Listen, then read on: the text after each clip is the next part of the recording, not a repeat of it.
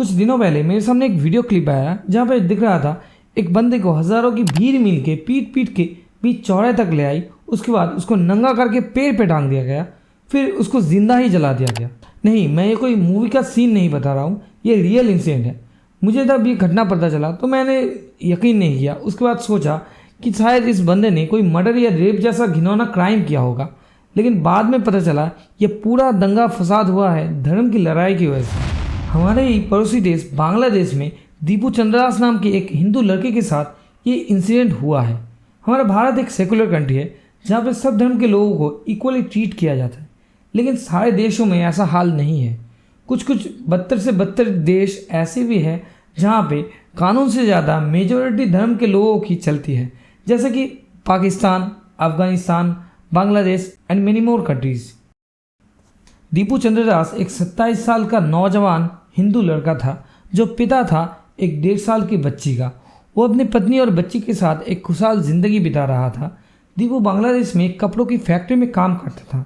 तो घटना है 18 दिसंबर की दोपहर को, जब दीपू को उसी के फैक्ट्री से जहाँ पे वो काम करता था वहाँ से उसको निकाल दिया गया। पुलिस की छानबीन करने पर पता चला दीपू बहुत दिनों से हुए गए ओवरटाइम और अपने प्रमोशन को लेके प्रोटेस्ट कर रहा था, जिसकी वजह से उसी की फैक्ट्री में उसी के मुस्लिम सहकर्मियों से उसकी बहुत दिनों से मतभेद चल रही थी।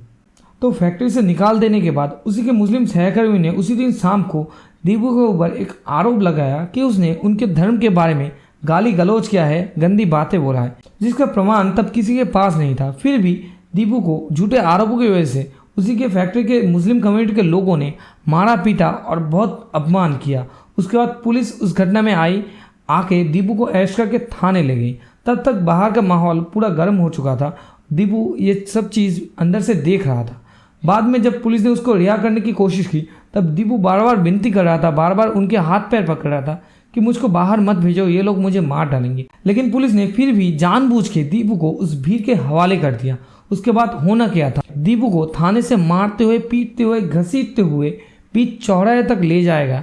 उसके बाद उसको मार के अधमरा कर दिया गया। फिर उसको नंगा करके जिंदा पेड़ पे लटका दिया गया और उसके बाद उसको जिंदा ही जला दिया गया।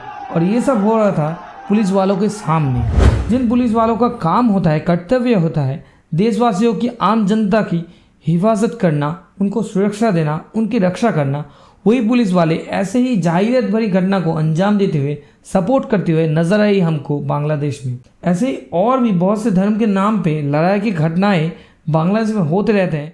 This is the reality of Bangladesh, जहाँ पे धर्म के नाम पे लड़ाई तो आम सी बात है और जिसको बांग्लादेश की पुलिस भी फुल सपोर्ट करते हैं।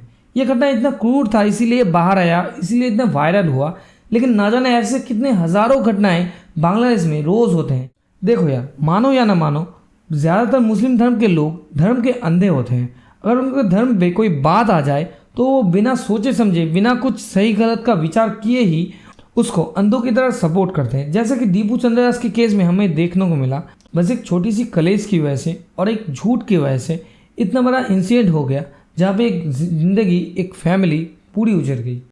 जो लोग इस घटना के लिए पूरे मुस्लिम कम्युनिटी को जिम्मेदार ठहरा रहे हो, हमारे देश के मुस्लिमों को मार पीट रहे हो, क्या तुम भी उस बांग्लादेशी भीड़ की तरह नहीं हो जिसने दीपू को मारा?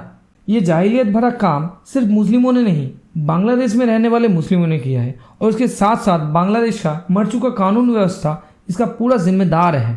तो मारना है, पीटना है, गाली देना है, जो भी करना है करो, लेकिन उन बांग्लादेशी मुस्लिमों के साथ करो जिसने दीपू को मारा है, ना कि भारत में रहने वाले भारतीय मुस्लिमों के साथ।